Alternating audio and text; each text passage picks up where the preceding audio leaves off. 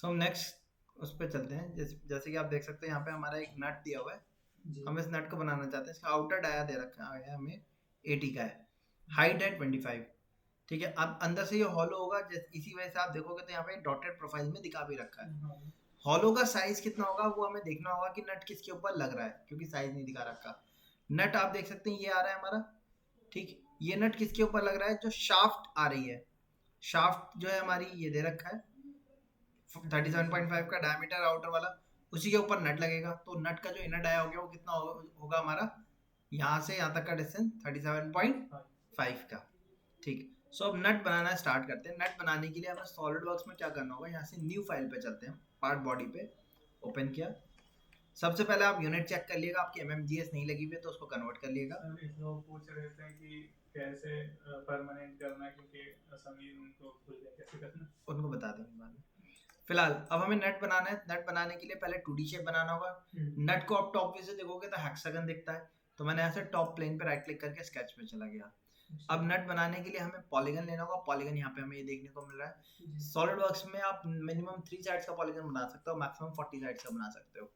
ठीक है, जैसे ऑटोकैड में हमारा 1024 साइड्स का बनता था, लेकिन यहाँ नहीं बनता। यहाँ पे आपका कितने का बनेगा, सिर्फ 40 साइड्स का बनेगा। तो मैंने 6 साइड्स का बनाया, क्योंकि अभी तो मुझे 6 साइड्स का चाहिए था। पॉलीगन के लिए मैंने एक रैंडम पॉलीगन शेप बना दिया। अब हमें ड्राइंग के हिसाब से जो डिटेल दी हुई है वो सिर्फ ये दे रखा है कि ये कितने का है, 80 लेंथ का है। कहाँ से कहाँ तक की 80 लेंथ है, इस पॉइंट से इस पॉइंट तक की, एंड टू एंड। तो मैंने क्या किया, स्मार्ट डायमेंशन पे लिए, फर्स्ट पॉइंट ये दिया, सेकंड पॉइंट ये दिया, और इसको सेलेक्ट करके वैल्यू दे दी, कितनी है, 80। अभी 80 तो डिफाइन हो गया, लेकिन पॉलीगन अभी अनडिफाइंड है। पॉलीगन क्यों अनडिफाइंड है, क्योंकि इसका जो पॉइंट आप देखो पकड़ के रोटेट हो सकता है कहीं पे भी, हो रहा है ना। सो इसको सेट करने के लिए आपको किसी भी एक साइड को सेलेक्ट करके क्या करना होगा, या तो हॉरिजॉन्टल करना होगा या वर्टिकल करना होगा। मैंने हॉरिजॉन्टल कर दिया। यहाँ पे मैंने एक सर्कल बनाया, फिर से इस सर्कल को डिफाइन कर दिया मैंने, इनर डाया दे दिया 37.5 का। शाफ्ट के ऊपर आएगा क्योंकि, है ना, जो शाफ्ट थी उसका आउटर वाला का कितना था देखो आप, तो इसके ऊपर भी हमने वही दे दिया 37.5 का। अब ये शेप तैयार हो गया हमारा।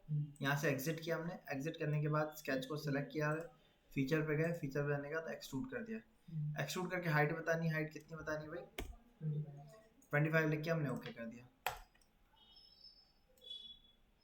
हो गया, इतना क्लियर है। अब इसके बाद नेक्स्ट क्या करना है हमने, कट लगाना है, ये वाला देखने को मिल रहा है आपको।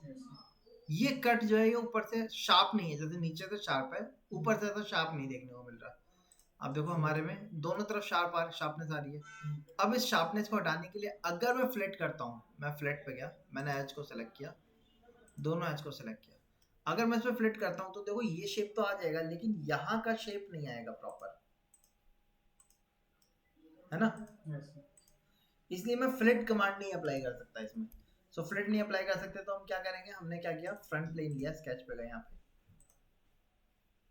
स्केच पे जाने के बाद यहाँ पे आप देखोगे इसका राउंड आर्च आ रहा है, दिख रहा है, ठीक। सो इसके आर्च के लिए हमने क्या किया, एक लाइन ली, पहले इसके कॉर्नर से इसके कॉर्नर पॉइंट को कनेक्ट किया, यहाँ से आगे की लाइन कनेक्ट कर दी, और इसके बाद मैंने यहाँ पे एक आर्क से इनको ज्वाइन करना है, तो एस्केप किया, आर्क कमांड पे गए, फर्स्ट पॉइंट यहाँ दिया, सेकंड यहाँ दिया, थर्ड यहाँ दे दिया। अब देखो एक आर्क से ज्वाइन हो गई, इन दोनों को, हाँ कहीं पे भी आप दे दो। इसको देखो आप, ये यहाँ से ये शेप हमने बना दिया, इन दोनों को सेलेक्ट करके टेंजेंट कर दिया हमने, ठीक है, इसको टेंजेंट कर दिया हमने।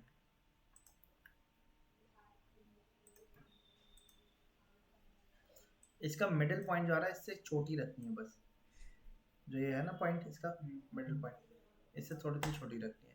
अब इसमें डिफाइन कुछ नहीं किया हुआ हमें, साइजेस कुछ नहीं दिखा रखे, तो आपको रैंडम साइज एज्यूम करना पड़ेगा। मैं साइज दे देता हूँ, ये साइज ले लिया मैंने 8 का, और ये साइज ले लिया मैंने 6 का, ठीक। इतना करने के बाद मैंने क्या किया, एक और सेंटर लाइन ली, यहाँ से सेंटर से ऊपर की तरफ जाती है, आगे सेंटर लाइन, इस सेंटर लाइन के अबाउट हमने एग्जिट किया। एग्जिट करने के बाद ये जो शेप बनाया मैंने, इसको इस एक्सिस के अबाउट मुझे रिवॉल्व कट करना है। सो मेन कंसेप्ट जो इसमें है, जो वो है स्केच बनाना, ये वाला। और ये वाला स्केच कहाँ बनेगा हमारा, फ्रंट प्लेन पे बनेगा।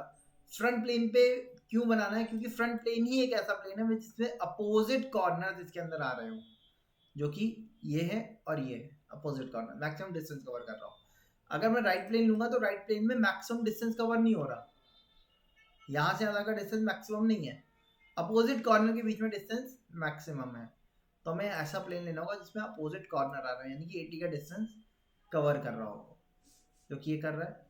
अब इस स्केच के रेस्पेक्ट में मुझे कट करना है रिवॉल्व करते हुए, तो हम यहाँ से फीचर लगाएंगे रिवॉल्व कट। मैंने रिवॉल्व कट पे क्लिक किया तो आप देखो एक्सिस के अबाउट वो उस शेप को क्या कर रहा है, कट कर रहा है। आप ओके कर दो। अब यहाँ से वापस से आप फ्रंट प्लेन देखो, देखो इसी तरीके का शेप दिया हुआ है हमें इसमें, हो गया तैयार हमारा शेप, ठीक है। सो इस तरीके से हम इस पर रिवॉल्व कट करके अपने नट की प्रोफाइल्स क्रिएट कर सकते हैं। बाद में इस पे आप चाहो तो थ्रेडिंग भी अप्लाई कर सकते हो, उसको हम आगे की कमांड्स में एक्सप्लोर करेंगे।